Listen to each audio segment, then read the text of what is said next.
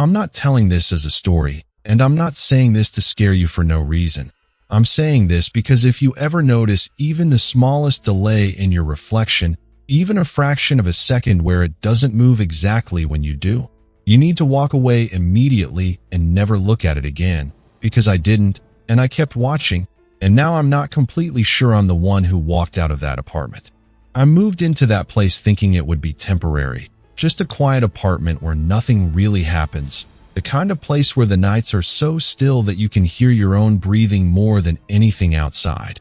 And at first it felt exactly like that, peaceful in a way that almost felt artificial, like everything around me was too calm, too settled, like something had already happened there and the place had decided to forget it. The landlord didn't talk much, which I didn't question at the time. He just handed me the keys, avoided eye contact a little more than normal, and said the previous tenant left suddenly, not in a dramatic way, just a simple sentence that didn't carry any explanation with it. And I didn't ask because I wasn't interested in other people's stories. I just wanted a place to stay. The apartment itself was already furnished, but not in a welcoming way. More like everything had been left behind rather than arranged, like someone had been living there and then just stopped, the couch slightly indented on one side, a chair pushed back unevenly, and in the bedroom, there was a mirror fixed to the wall, not large, not decorative, just placed at a height where it forced you to notice it every time you entered the room. It didn't look special, not at first, just an old mirror with a dark wooden frame. But there was something about the way it reflected light that felt heavier than it should have, like the reflection didn't just show the room. It held onto it for a moment longer than necessary. The first 2 nights passed without anything happening, and that's important because nothing strange ever starts immediately. It builds slowly. It waits until you feel comfortable enough to ignore small things. On the 3rd night, I was in the bathroom brushing my teeth, the overhead light flickering slightly. Not enough to be alarming, just enough to make the room feel unstable, and I remember leaning closer to the mirror, looking at my own face in that tired, unfocused way you do late at night, and when I straightened up, my reflection didn't follow me right away. It wasn't frozen, it wasn't broken, it was delayed. Just a fraction of a second, but enough for my brain to notice before it could explain it away. Then it caught up, perfectly, like nothing had happened. I stayed there longer than I should have, staring at myself, waiting for it to happen again. Because once you notice something like that, you don't just forget it, you test it, you move your head slightly, you raise your hand, you watch closely, hoping to catch it again and prove that you're not imagining it. But it didn't happen again, not that night. I turned off the light, stepped out, and told myself it was nothing, just tired eyes, bad lighting. Maybe the flicker messed with my perception, something logical, something explainable. But I didn't look back at the mirror when I left the bathroom. Not because I was scared, because I didn't want to check. And that difference matters. Over the next few days, I started noticing small things that didn't quite fit. Nothing obvious, nothing I could point at and say this is wrong.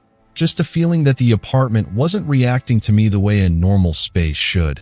Like sounds didn't echo the same way twice. Like certain corners stayed darker even when the light was on. Like the place wasn't completely empty even when I was alone. The mirror stayed normal during the day. That's what made it worse. Because it meant whatever was wrong with it wasn't constant. It was choosing when to happen. The next time it occurred, I wasn't even in the bathroom. It was in the bedroom. I had just walked in, not really paying attention, just moving toward the bed. And the mirror caught me from the side, not directly, just enough to see my reflection in my peripheral vision, and something about the movement didn't match. I stopped, slowly turned toward it, and there I was, standing exactly where I should be, looking exactly the same. But something in my chest tightened anyway, because I knew what I had seen for that brief moment, that slight mismatch between my movement and the reflection, like it had been a step behind again. This time I didn't go closer. I stayed where I was, watching it from a distance, waiting to see if it would happen again. Nothing. Just me. Still. Normal. I told myself I was overthinking it. I even laughed again, quieter this time, like I didn't fully believe it myself. And I remember saying, It's just a mirror. Like repeating it would make it true. That night, I made a rule. I didn't think too much about it. I didn't write it down or say it out loud, but I followed it anyway. I avoided looking directly into the mirror after midnight. Not out of fear, out of instinct. And for a couple of nights, that worked. Nothing happened. Everything felt normal again, which is exactly how something like this keeps you in place. It gives you just enough normal to make you stay. But the thing about rules is, you only realize why they exist after you break them. And I broke mine without even thinking about it. I didn't even realize I had broken the rule until it was already too late. It wasn't some dramatic moment, just a normal night where I lost track of time. I had been on my phone, lying on the bed, scrolling without really paying attention, and when I finally got up, the room was darker than usual, the kind of darkness that settles in slowly without you noticing, and the only light came from the small lamp in the corner, dim enough to leave parts of the room untouched. I walked toward the mirror without thinking, not directly, just moving across the room, and it caught me the same way it had before, from the side, just enough to notice something without fully focusing on it. And this time the feeling hit before the thought did, that quiet, heavy feeling in your chest that tells you something is wrong before your mind catches up. I stopped, not suddenly, not in fear, just slowly, like my body was trying to avoid making it obvious that I had noticed. Then I looked at it, and for a moment, everything seemed normal. My reflection stood there, exactly where it should be, matching my posture, matching my stillness, nothing out of place, nothing unusual, just me standing in a dim room. Then I moved my hand, and it didn't. Not immediately, not even slightly. It stayed still, watching me, like it was waiting. And then, after that brief pause, it lifted its hand, but not the same way I had, not the same speed, not the same angle, close enough to be familiar, different enough to be wrong. Something in my body locked up, not panic, not yet, just that deep instinctive freeze that happens when your brain doesn't know how to react to what it's seeing. I lowered my hand slowly. The reflection kept its hand raised for a second longer. Then it lowered it, and in that moment, I understood something that I hadn't wanted to admit before. It wasn't lagging. It wasn't catching up. It was deciding. I stepped back. The reflection didn't. It stayed exactly where it was, a fraction closer to the surface of the mirror than it should have been, like it wasn't bound by the same depth as everything else in the room. I felt my breathing change, slower but heavier, like the air itself had thickened. I told myself to look away. Just turn around, walk out, don't engage with it. But I didn't, because now I needed to understand it. That curiosity is what traps you, not fear. Fear makes you leave. Curiosity makes you stay. I moved again, a small step to the side. This time the reflection followed immediately. Perfect. Natural. Like nothing had happened. And that was worse than before, because now I couldn't tell when it was real and when it wasn't. I stayed there longer than I should have, testing it without fully realizing it, shifting my weight, turning my head slightly, watching for any delay, any difference, any sign that it would break pattern again. And for a while, it didn't. It stayed perfect, completely normal, until I leaned forward, just a little. And before I could even finish the movement, it was already closer. Closer than it should have been. Its face slightly ahead of mine. Its eyes locked onto something that didn't exist in my position. It wasn't looking at me. It was looking past me, at something behind me. My chest tightened again, sharper this time, more focused. I didn't want to turn around, because I already knew what I would see. Nothing. That's what makes it worse. Not seeing something, but knowing something is there anyway. Slowly, without breaking eye contact with the mirror, I took a step back. The reflection didn't move this time. It stayed close to the surface, watching, not copying, watching. And then, very slowly, it smiled. Not wide, not exaggerated, just enough to change the shape of its face. Just enough to make it clear that it wasn't my expression. I felt something cold run down my back. Not a physical touch, not exactly. More like the awareness of space being occupied behind me. Like the air itself had weight. I turned around. Fast this time. Nothing. The room was empty. Exactly as it should be. The bed, The lamp, the walls, everything in place, everything still. No movement, no sound, just silence. But it wasn't the same silence as before. This one felt full. I turned back to the mirror, and now it was normal again. My reflection matched me perfectly. No smile, no difference, nothing, like it had never happened. I stepped away from it slowly, not taking my eyes off it until I reached the edge of the room. Then I turned off the lamp, and for a moment, just before the room went completely dark, I saw something that I can't fully explain even now. The reflection didn't fade with the light. It stayed visible, just for a second longer than it should have. That night, I didn't sleep, not even for a minute. Every time I closed my eyes, I could feel it, not see it, not hear it, just feel it, like something was standing in the room with me, not moving, not touching, just existing in the same space, waiting. Morning didn't make it better. That's something I didn't expect. Usually daylight fixes things. It makes everything feel normal again, less threatening, easier to explain. But the mirror looked exactly the same. And that was the problem, because now I knew what it could do. And I knew it wasn't random. It was reacting, learning, and I had no idea what it wanted. I tried to ignore it the next day, not in a careless way, but in that deliberate, forced way where you keep yourself busy so your mind doesn't go back to something you can't explain. I stayed out longer than usual, walked around without purpose, sat in places I didn't need to be, anything to delay going back. Because once you know something is waiting for you in a space, that space stops feeling like yours. But eventually, I had to go back. And the moment I stepped inside, I felt it again, not fear exactly, more like awareness, like walking into a room where someone had just been standing a second ago, even though you know you live alone, even though there's no reason for anyone else to be there. Everything looked the same. Nothing moved. Nothing was out of place.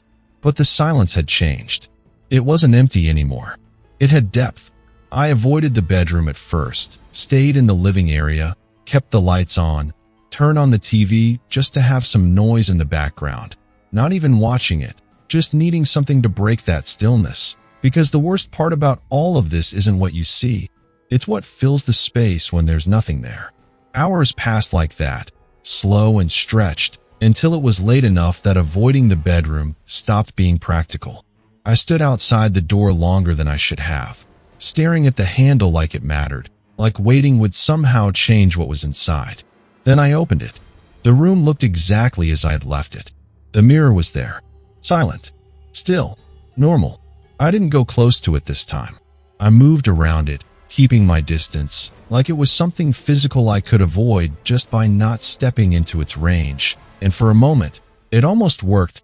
I almost convinced myself that if I didn't engage with it, it wouldn't engage with me. But then I noticed something that didn't make sense. My reflection was visible, even though I wasn't in front of it. Just slightly, from the angle of the room, I could see part of it and part of me. But the positioning was wrong, like the perspective didn't match the space I was standing in. I froze again, that same deep stillness taking over before I could react. Slowly, carefully, I shifted my weight, just enough to test it. The reflection adjusted, but not the same way I did. It corrected itself, like it was fixing a mistake. I felt that tightness in my chest again, stronger now, sharper, because this wasn't a delay anymore. This was something trying to maintain the illusion of being correct. I turned toward it fully, and there I was, standing exactly where I should be, looking exactly the same. But my eyes, they didn't feel like mine. There was something in the way they held still, something too focused, too aware, like the reflection wasn't just showing me, it was studying me. I stepped closer, slow, careful, and it matched me perfectly this time. No delay, no difference, just a flawless copy. And that should have been reassuring.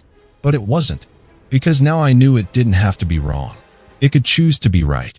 That realization stayed with me longer than anything else, because it changed the situation completely. This wasn't something broken or random. This was controlled, intentional. I didn't stay in the room long after that. I grabbed what I needed and left again. But this time leaving didn't help, because the problem wasn't the apartment anymore. It had already followed me. Not physically, but mentally. Every reflective surface started to feel wrong. Windows, phone screens, even the faint reflection in a turned-off TV. I found myself checking them without meaning to, watching for that same delay, that same mismatch, that same moment where something didn't line up. And for the rest of that day, nothing happened. Everything was normal, completely normal, which is exactly what made it worse, because now I knew it could stop whenever it wanted. That night, I made another decision, stronger than the first. I wasn't going to look at the mirror at all. Not during the day, not at night, not even by accident. I covered it, fully. Blanket, tape, anything I could find. I made sure there wasn't a single gap where the surface could be seen. I even checked the edges twice, pressing everything down like that would somehow seal it. And for the first time since this started, I felt a small sense of control. Like I had done something.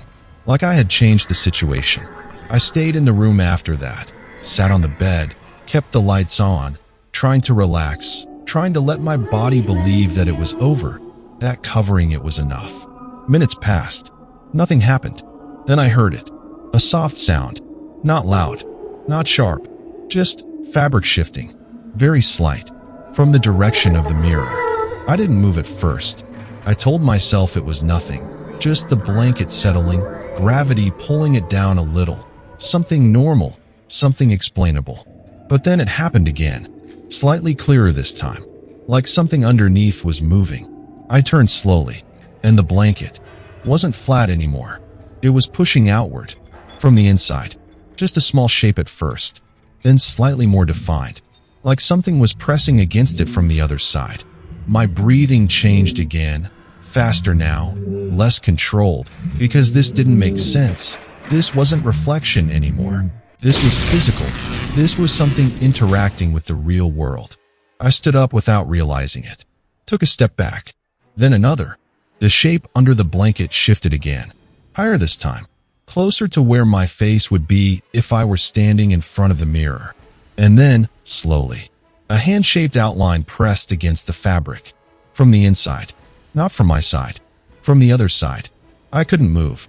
I couldn't even look away, because now there was no distance left, no separation, no safe explanation. I couldn't move. I couldn't even look away, because now there was no distance left, no separation, no safe explanation. The boundary was gone, and whatever was behind that mirror was trying to come through.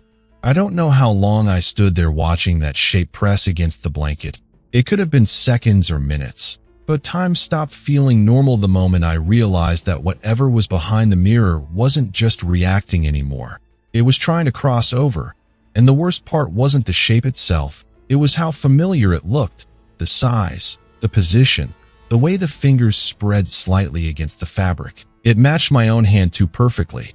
I forced myself to move, one slow step backward, then another, my eyes still locked on it, because looking away felt worse somehow. Like if I broke that connection, it would take the opportunity to do something I couldn't see, something faster than I could react to.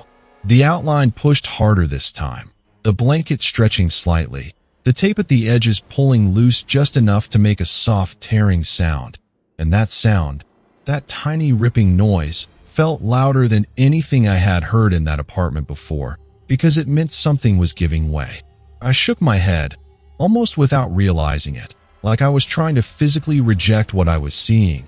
And for a moment, I actually convinced myself it wasn't real. That stress, lack of sleep, all of it had finally caught up with me, and my brain was just filling in things that weren't there. So I did something I shouldn't have done. I stepped forward. Just one step. Close enough to reach it. Close enough to prove it wrong. My hand lifted slowly, not steady, not confident, but moving anyway.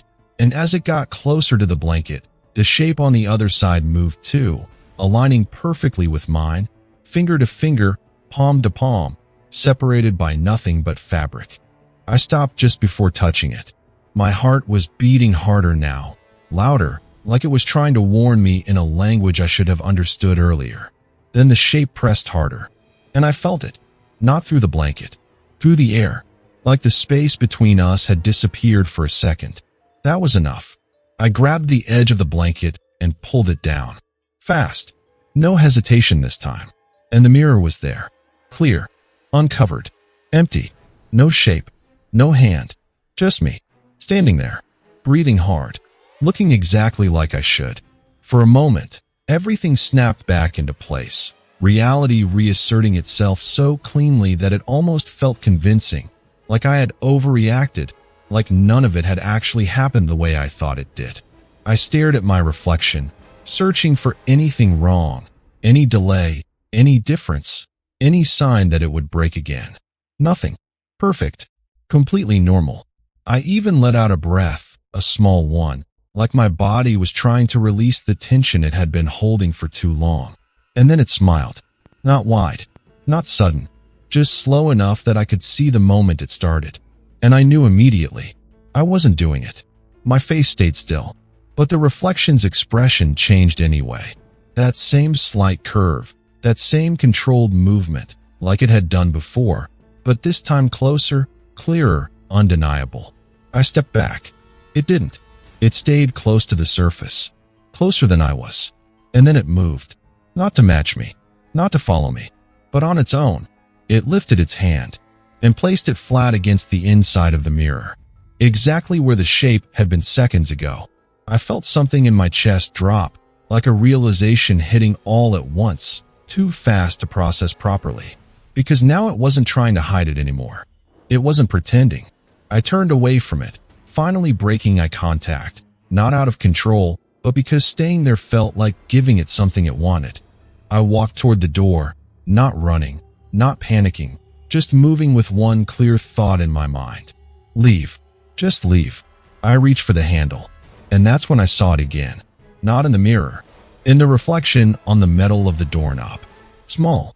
Distorted. But clear enough. I was still standing in front of the mirror. Not at the door.